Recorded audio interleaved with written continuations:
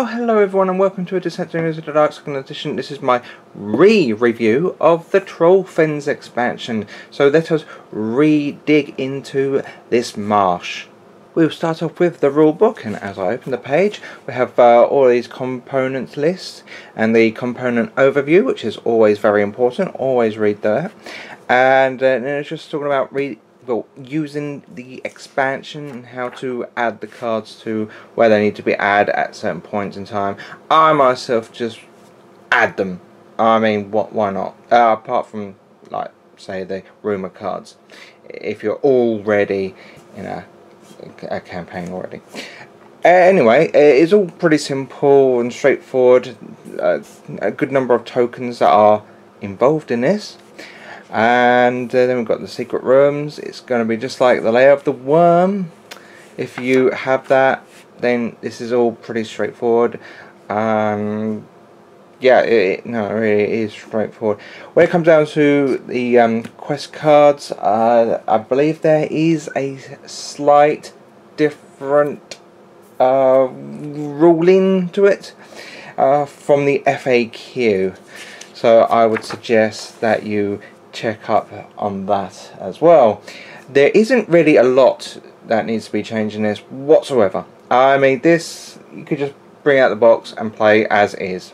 I mean, there's just a few slight wordings, and that's just some in the rule book. There's an Overlord card. Just explain what it does a little bit more. Nothing in the quest section.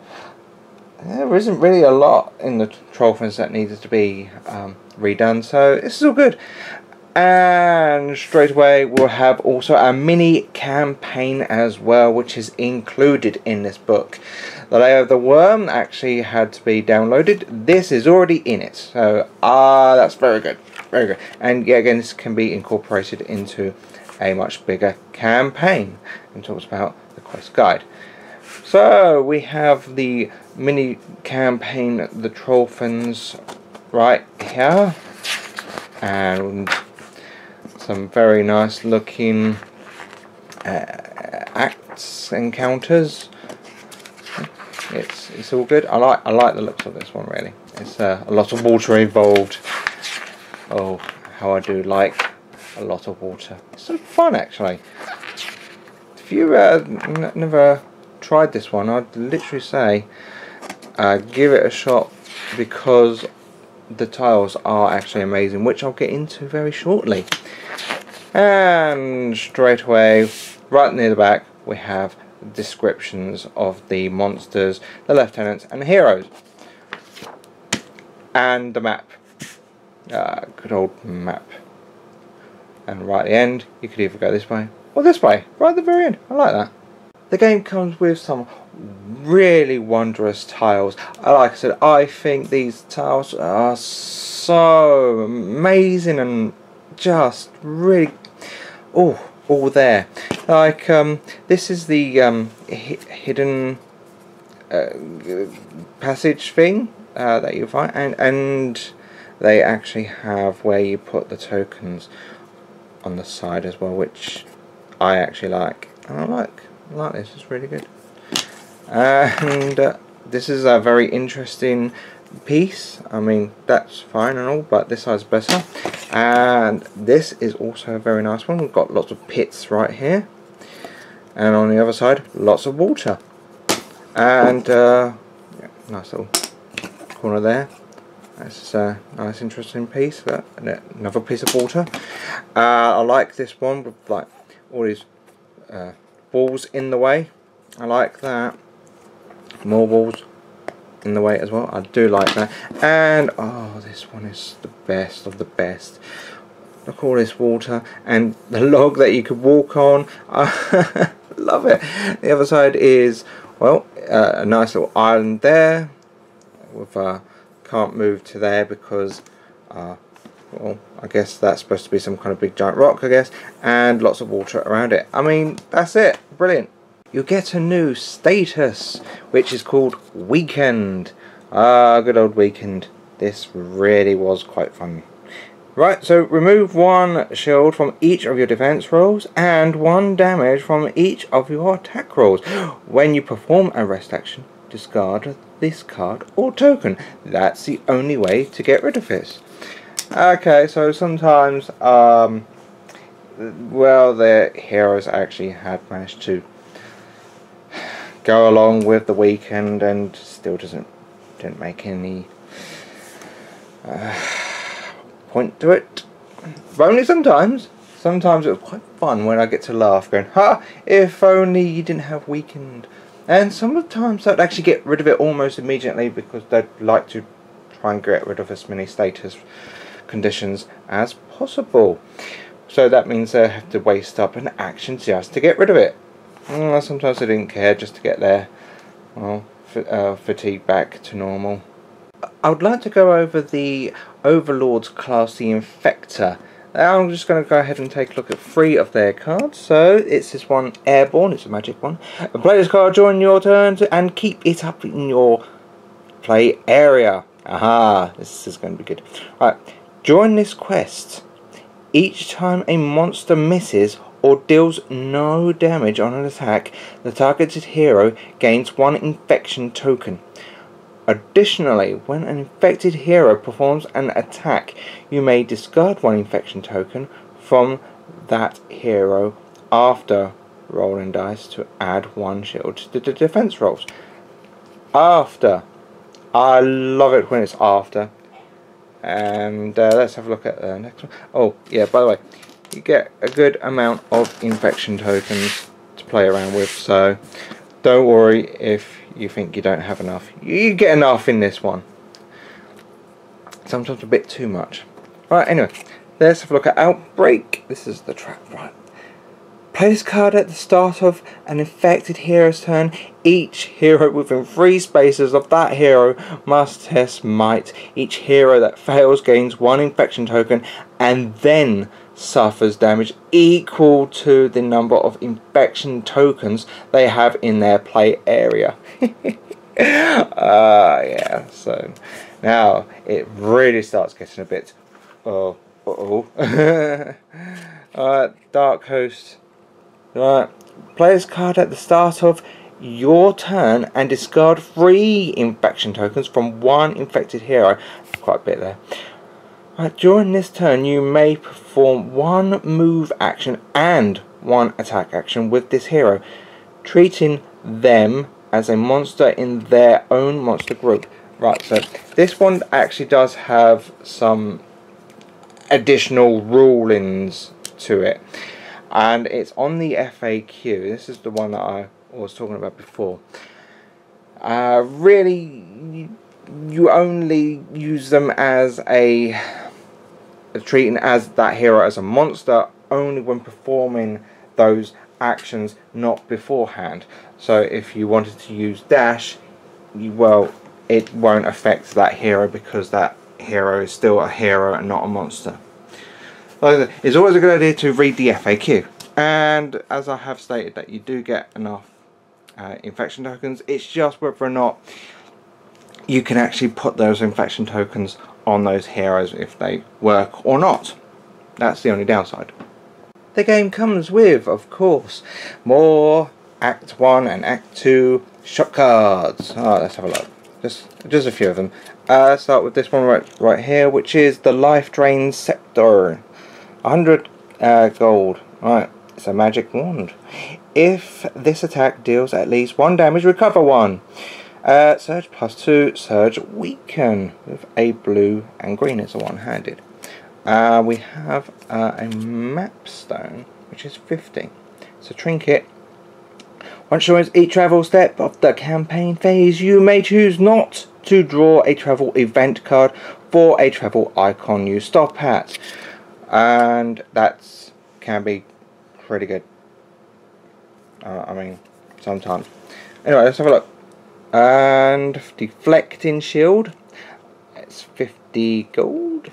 Exhaust this card after rolling defense dice to add 1 shield to the results. Then choose an adjacent figure. That figure suffers 1 damage. I love it. Now, of course, the one that's attacking you is still adjacent to you, so therefore you could target that one too. Let's have a look at some of the Act 2s. Right, Blasting Rune. It's a range, 200 gold magic rune. When a monster is defeated during an attack with this weapon, each figure adjacent to this to the defeated monster suffers 2 damage. Double surge plus 4 damage. That's double-handed. Right, so blue, red, green, and I'd like to add it's each figure, not each monster. It's each figure, so that means heroes as well. But don't forget the bigger monsters. Anything around that bigger monster is going to affect a lot more than a small figure. That's if the Overlord's dumb enough to do something like that. Shouldn't be. Right, let's have a look at stone armor. Right, so stone armor is 225. It's heavy armor. Your speed is reduced to 3 and cannot be increased above 3. Well, if you already have a movement 3, you don't really care. Well, when I say speed, sure, speed 3. Right, you cannot suffer fatigue to gain movement points. So it's unfortunate, but it is 2 black defense dice. That's very scary indeed. And we have a Bolt of Strength, 125. It's a little skill there. Exhaust this card to test might. If you pass, choose an adjacent monster and move it 2 spaces into some lava or into a pit, or just moving them out of the way to get to your objectives. Quite nice.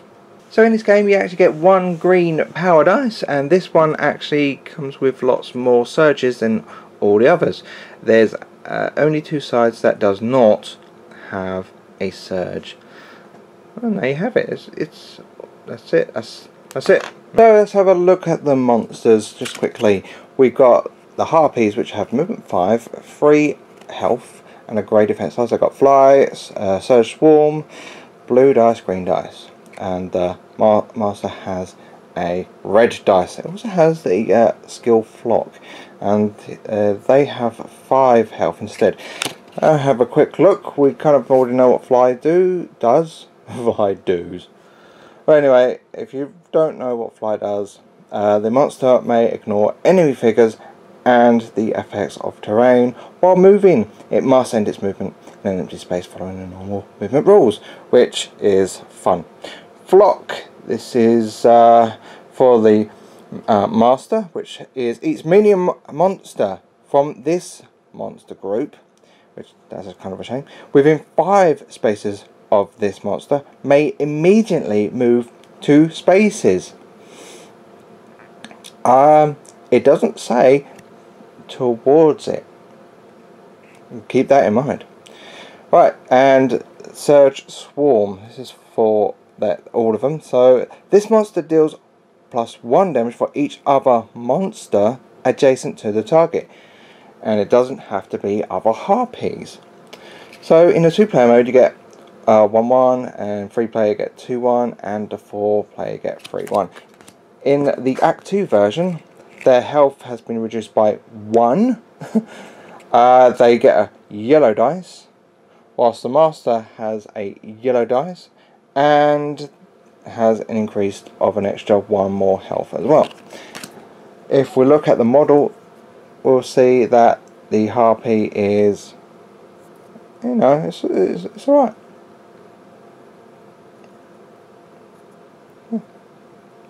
It's kind of scary kind of looking. There you go. Focus, that's it.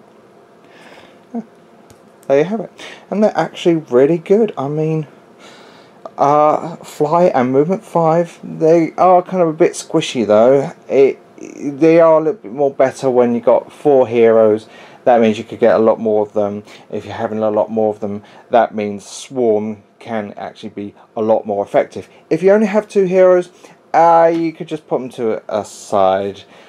And 3 heroes, it kind of all depends on the other monsters that you have. So if you're using lots of big monsters, you're only going to get a few, then it becomes not worth it. If you're going to have lots of small ones, small lot monsters, the Swarm will actually come in handy really well. Next up we have the Plague Worm. Let's have a look at the Plague Worm. This is the Act 1 version. Right, movement 2, 5 health with a grey and brown defense dice. They have a skill called Burrow. They got a surge of +1 damage. They also have a surge of Weaken with a blue and red, so don't count on the surges. The Master, blue and red, got Pestilence. There's Burrow, there's +2 damage, there's Weaken, and movement 2, 7 health, exact same defense dice as well. Right, let's have a quick look at this. The Pestilence is each hero adjacent to this monster at the start of their turn must test willpower. Each hero that fails is diseased. That's right, you can actually make them get diseased without using like an attack that tries to cause disease. This is a very quick way in building up those statuses, and that's only for the masters though. Burrow. Remove this figure from the map and place it in an empty or occupied spaces up to 3 spaces away.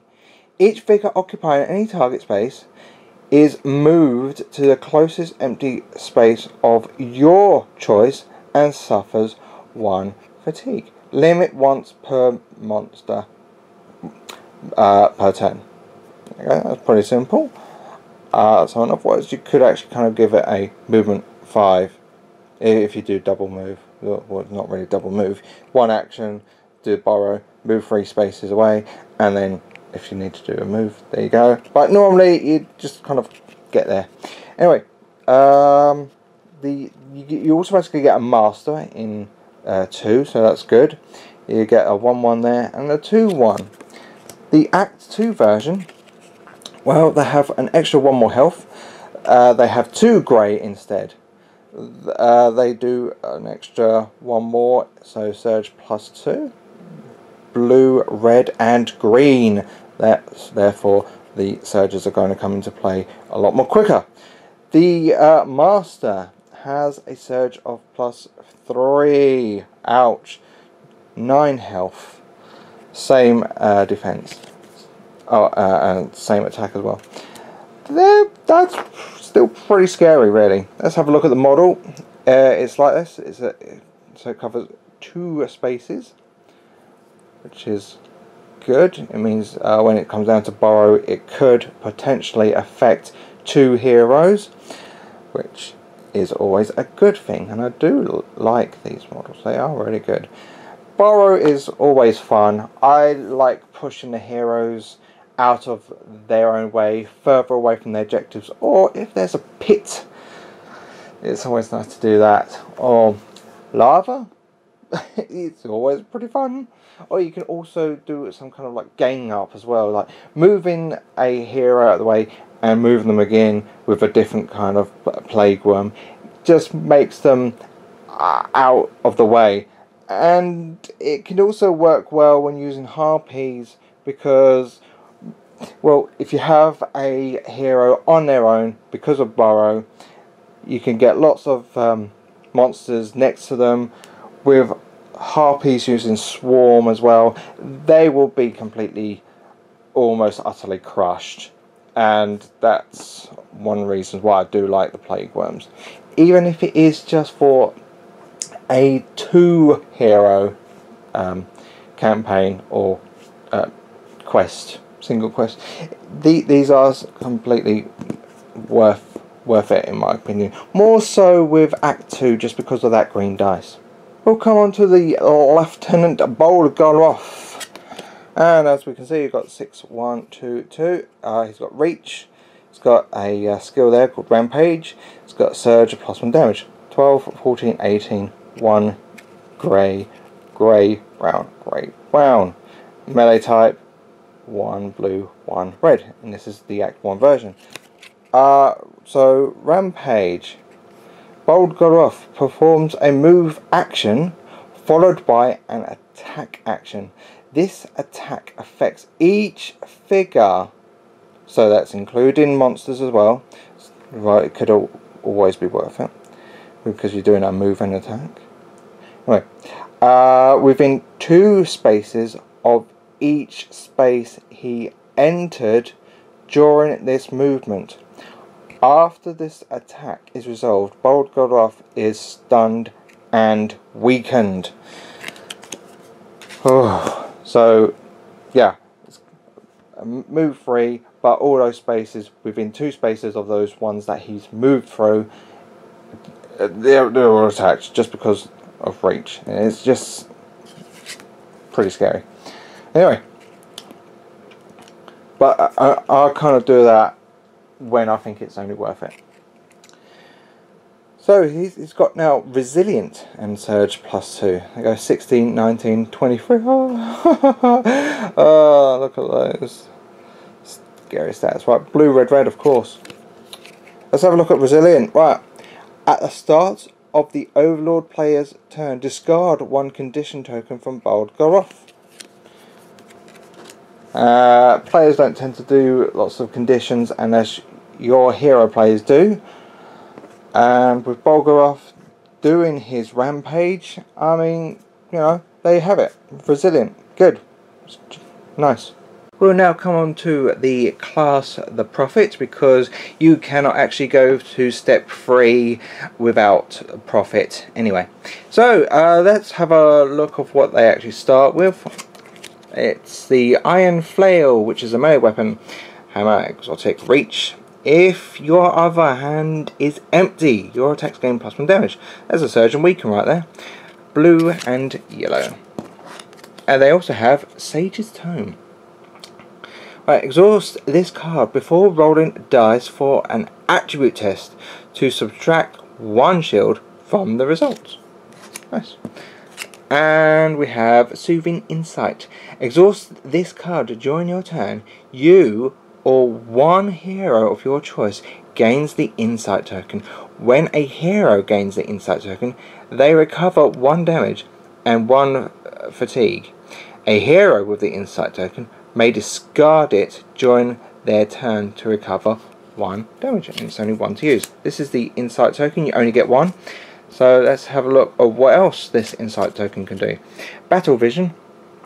You gain +1 awareness, up to a maximum of 6.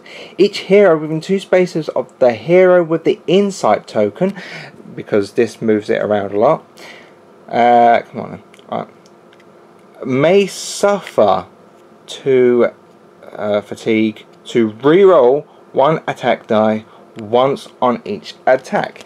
So that's actually very good, especially if the hero is kind of next to or near each other heroes, within 2 spaces of them, of course. And it's also a good way of dealing with frustrations. I mean, I would automatically try and lose the 2 fatigue if I can actually use it, because I hate rolling the X's. All seeing. Right, exhaust the card when the Insight token is discarded. Another hero of your choice gains the Insight token and he only uses 1. There you go, it's a quick way of moving them around and around and around. Yet again, you can use it to heal as well. But wait, there's more. Focused Insights. If my camera can focus anyway. You gain +2 health. When a hero gains the Insight token, each hero adjacent to that hero recovers 1 damage and 1 fatigue. Oh wow, so you really want to kind of be near each other when it comes down to using the Prophet. We next come on to the Stalker class. Okay, let's have a look at this, shall we? Right, so gets the hunting knife, which is a melee weapon. Blade, right, Surge +1 damage, Surge recover 1 fatigue. Okay, and that's a blue and a yellow. One-handed weapon, good. And we've got a range right here, which is the Black Widow's Web. Surge, immobilize, Surge +1 damage. And blue and green, so very short range, that's for sure. And we also have Set Trap. Right, so exhaust a card to place 1 trap token in an empty space adjacent to you. You get 6 of them right there, that's the traps. Okay, so yeah, adjacent to you, right. While you are adjacent to a trap token, each of your attacks gain +1 damage. If a monster enters a space adjacent to a trap token, discard the trap token from the map and that monster suffers a damage. There you go, it's only 1 fatigue to use. That's good. Let's have a look at some of the others. We got Exploit. So as an action, perform an attack. If this attack targets a monster within 3 spaces of a trap token, and that shouldn't be too hard. This is all good setups here. Add 1 additional green power die to your attack pool. This attack gains Surge. The target is weakened even if you didn't deal any damage. There's only 1 to use. That's good. It's very good. Easy Prey. So it's a skill right there. Exhaust this card to perform an attack. That's good, isn't it? Before rolling dice, place 1 trap token in the closest empty space adjacent to the target. While this card is exhausted, each attack targeting a monster adjacent to a trap token gains Pierce 1. Oh, that's like all of your traps, by the way. And because you can set them up, yeah, hilarious. Right, oh, and I dropped the card face down. How about Ambush? Exhaust this card when a monster enters an empty space within 3 spaces of a trap token to immediately perform an attack targeting that monster. Why not?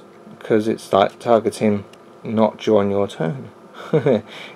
It's the overall turn. After the attack is resolved, if the monster was not defeated, it may continue its activation, and it only uses 1 again. It's very useful class, and can be a little bit difficult to use, but I mean, all it is try and put as many traps down as you can. I mean, you've got 6 there, and you just kind of use them, discard them, do the damage, put 1 down, do the damage, discard, etc, etc.